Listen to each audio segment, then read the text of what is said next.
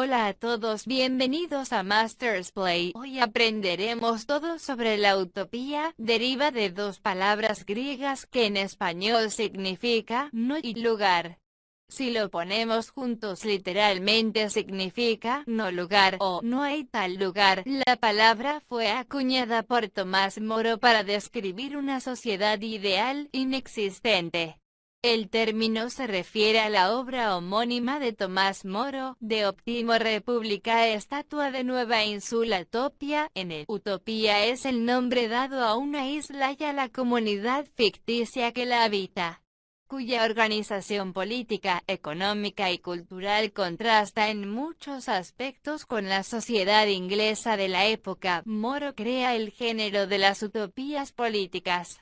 Utopía se refiere a una sociedad política ideal con un plan, proyecto, doctrina o sistema deseable que parece muy difícil de realizar, o representación imaginativa de una sociedad futura con características favorables a la salud, al bienestar común de la sociedad, que por lo general contiene una crítica más o menos implícita de la sociedad política realmente existente. Este era un concepto básico sobre la utopía.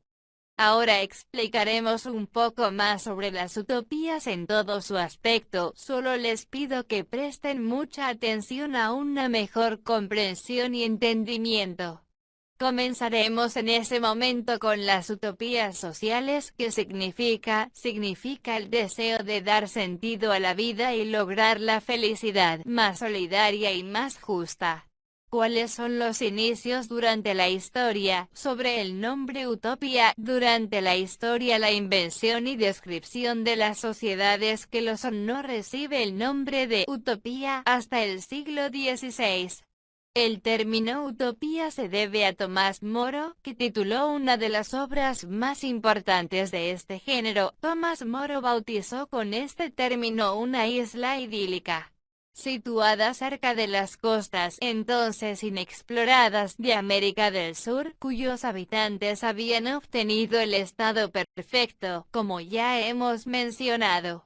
Moro criticó a la sociedad inglesa de su tiempo por su brutal transformación de la agricultura, y muchos pensadores han querido ver en esto el deseo de dejar claro que, por muy deseable que sea un estado de este tipo, la utopía es un sueño imaginario e irrealizable. Todas las utopías tienen dos características en común.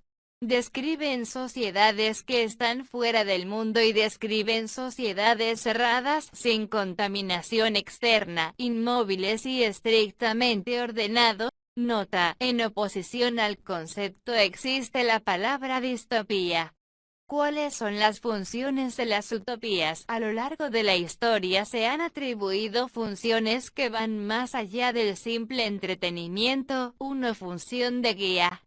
Algunos de los procedimientos descritos pueden aplicarse a posibles reformas y guiar la tarea de organización de los políticos. 2. Función de valoración. Reflejar en ellos los sueños y preocupaciones de la sociedad en la que vive el autor.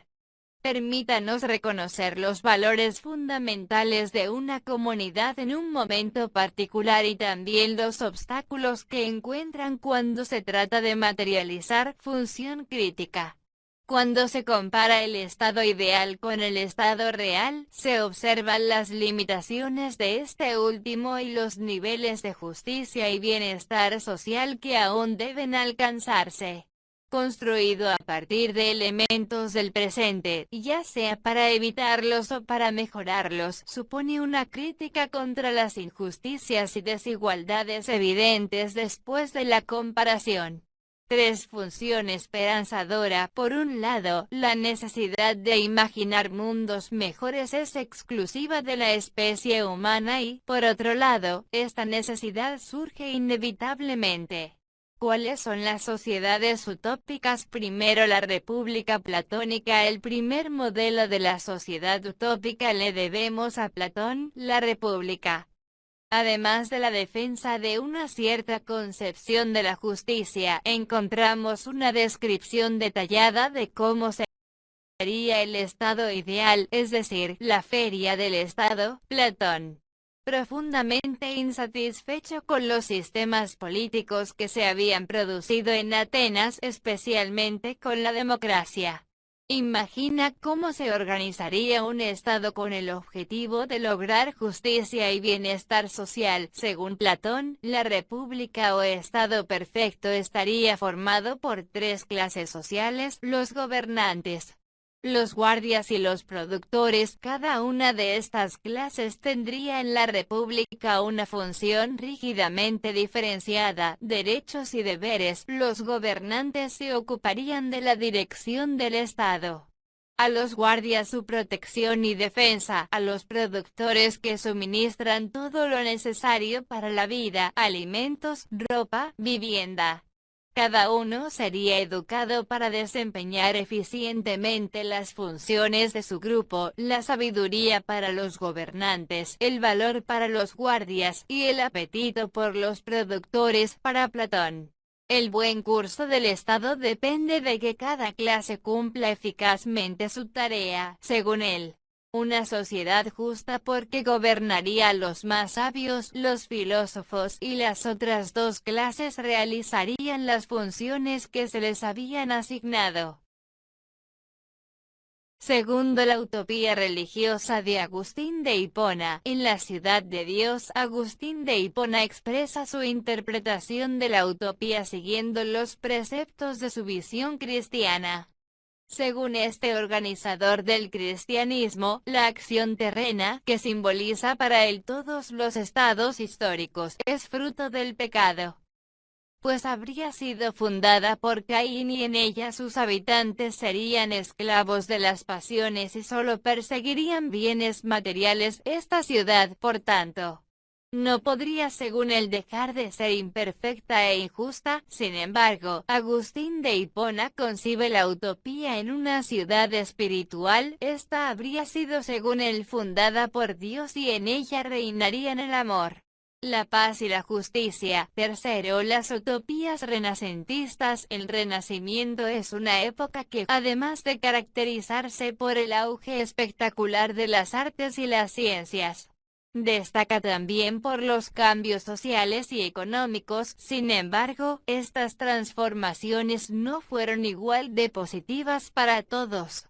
ya que ocasionaron enormes desigualdades entre unos miembros y otros de la sociedad. Muchos de los pensadores, conscientes de estas injusticias, pero también de la capacidad reformadora del ser humano, se plasmó en la reivindicación de una racionalización de la organización social y económica que eliminase una gran parte de estas injusticias. El principal y más importante modelo utópico de esta época es, indiscutiblemente, Utopía de Tomás Moro, una organización política fundada racionalmente, en la que destaca la abolición de la propiedad privada, considerada la causa de todos los males e injusticias sociales. Impera una estricta organización jerárquica de puestos y funciones, a los que se accede como en la República Platónica, por capacidad y méritos. Esta estricta organización es, sin embargo, completamente compatible con la total igualdad económica y social de los utopianos, pues todos disfrutan de los mismos bienes comunes, al margen de su función y su tarea en la comunidad. Ahora hablaremos de la culminación ilustrada. En los siglos XVII y XVIII se asoció la utopía con la literatura de viajes, en la cual las sociedades civilizadas proyectaban sus angustias y sus críticas al progreso, pero este no es más que un caso particular en el desarrollo impresionante de las utopías en el siglo XVIII, y en su vinculación a la crítica social y a la idea de progreso a finales de la Ilustración. Mencionaremos dos. Primero, el socialismo utópico. Los profundos cambios sociales y económicos producidos por el industrialismo cada vez más individualista e insolidario abonaron el terreno del descontento y la crítica. así como el deseo de sociedades mejores, más humanas y justas. Charles Fourier, 1772 a 1837. Saint-Simon y Robert Owen tenían en común un interés imperioso por transformar la precaria situación del proletariado de ese momento. Propusieron reformas concretas para hacer de la sociedad un lugar más solidario, en el que el trabajo no fuera una carga alienante y en el que todos tuviesen las mismas posibilidades de autorrealizarse, a diferencia de muchas de las utopías anteriores. La de estos socialistas fue diseñada con el objetivo inmediato de llevarse a la práctica. El segundo son las utopías modernas, punto que más adelante mencionaremos. Las utopías modernas están orientadas al futuro, son teleológicas, progresistas y sobre todo son un reclamo frente al orden cósmico entendido religiosamente, que no explica adecuadamente el mal y la explotación. Así las utopías expresan una rebelión frente a lo dado en la realidad y propondrían una transformación radical, que en muchos casos pasa por procesos revolucionarios, como expresó en sus escritos Karl Marx. 8. Las utopías le otorgan dinamismo a la modernidad. Le permiten una ampliación de sus bases democráticas y han sido una especie de sistema reflexivo de la modernidad por la cual ésta ha mejorado constantemente, como por ejemplo en las corrientes socialistas ligadas al marxismo y el anarquismo, literario e incluso cinematográfico a través de la ciencia ficción social.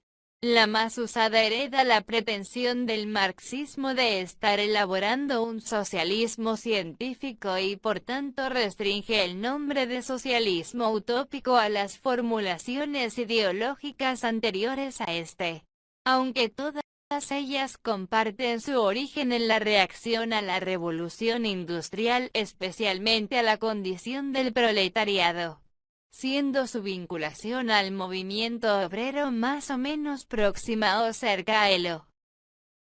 1. Utopía económica. Las utopías socialistas y comunistas se centraron en la distribución equitativa de los bienes, con frecuencia anulando completamente la existencia del dinero, permitiéndoles contar con mucho tiempo libre para cultivar las artes y las ciencias. Las utopías capitalistas o de mercado libre se centran en la libre empresa, en una sociedad donde todos los habitantes tengan acceso a la actividad productiva, y unos cuantos o incluso ninguno a un gobierno limitado mínimo. 2. Utopía ecologista. La utopía ecologista se ha plasmado en el libro Ecotopía, en el cual California y parte de los estados de la costa oeste se han secesionado de los Estados Unidos, formando un nuevo estado ecologista. 3. Utopía política e histórica. Una utopía global de paz mundial es con frecuencia considerada uno de los finales de la historia posiblemente inevitables. 4. Utopía religiosa. La visión que tienen tanto el Islam como el cristianismo respecto al paraíso. Bueno amigos, es todo por hoy. Por favor se le agradecería mucho tu like aquí debajo del video y por supuesto puedes suscribirte a mi canal Masters Play dedicado a la sociedad estudiantil. Y gracias por su atención.